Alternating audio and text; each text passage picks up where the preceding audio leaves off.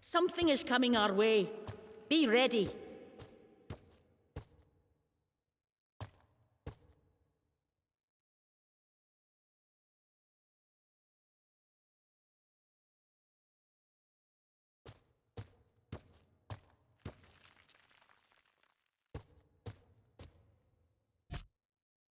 Peaceful.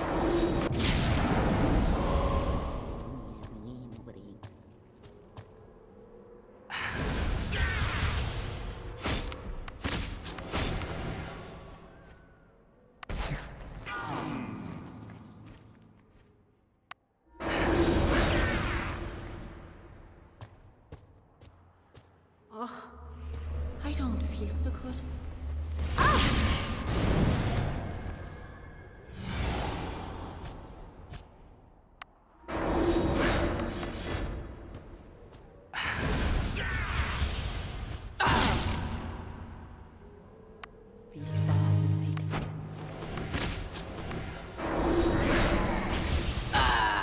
I'm hurt.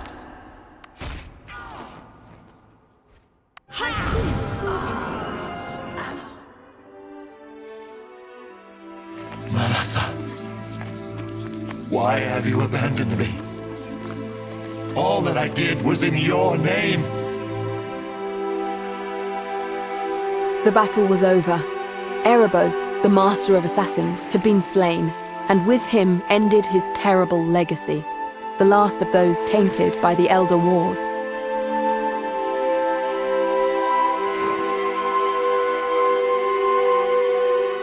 Only one last thing remained to be done. For some, he was a pirate, a barbarian, a criminal.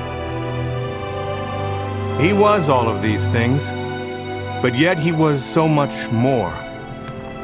To me, there's only one word that fully captures who he really was. Crag Hack was a hero and a father. This is not, however, where our story ends. Before the crisis in Ker-Thal, the Empress was imagined by her opponents to be naive and idealistic, ill-suited to rule the Empire. They soon realized how wrong they were. For when John Morgan was appointed governor of the peninsula, he had received a very precise set of instructions. By refusing to play Erebos' hand, John avoided a direct conflict between Ker-Thal and the Empire, and that in turn prevented a war with Irulan and the Seven Cities. Having raiders, wanton adventurers, deal with the threat, well, that had been the Empress's plan all along. And by granting partial autonomy to Ker-Thal, she put the Empire in a position of force. The horrors of Uriel's deception were a thing of the past, and the Empire was now seen as a new and enlightened nation. As for the raiders, as Crag Hack before them, they would continue their adventuring ways and become legends in their own right. The world would remember them as heroes. Each worthy of a legacy of their very own.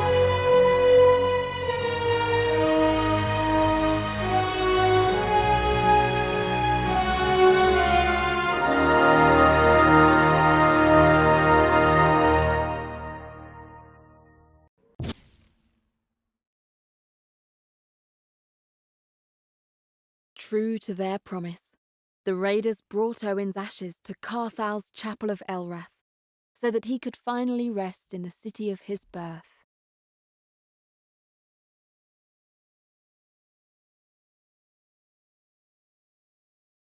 The raiders killed Luke, the brigand, putting an end to his notorious career. Maybe he would find peace in the next life.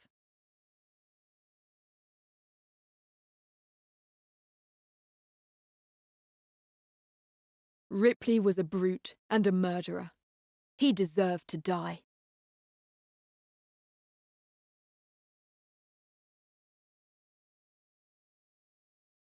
Could Kirk have redeemed himself? Maybe. Maybe not. The raiders made him answer for his crimes and sent him on to the dragons.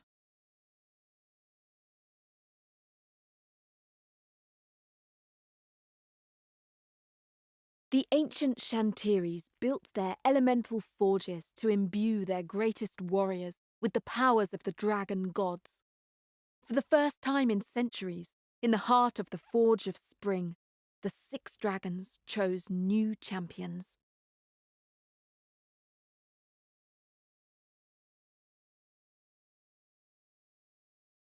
Having discovered Lord Hart's marriage to the dark elf Leodan, the raiders chose to protect the lovers from the Inquisition. Hart and Leodan later had a son, Mirim.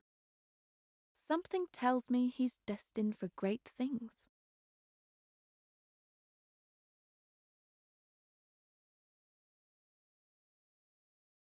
Having discovered his marriage to the dark elf Leodan, the raiders chose to denounce Lord Hart to the Inquisition. Lord Hart escaped capture and disappeared into the Yon-Chal forests, never to be heard from again. His final fate remains a mystery.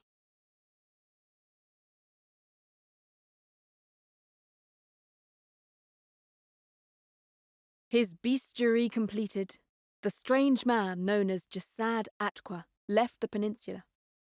Nobody knows where he went, but the night of his disappearance, strange events were witnessed. Several villagers of Sorpigal claim they saw a bright egg-shaped object spring up from the depths of the sea and ascend into the starry sky.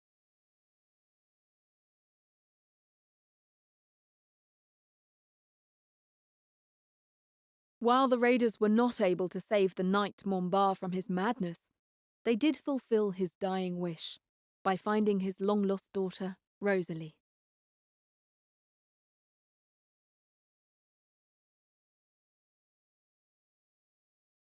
Finally freed from the dark curse, the dwarven city of Sudgerd would at long last be brought back to life. The exiled dwarves of the Agyn Peninsula had a home once again.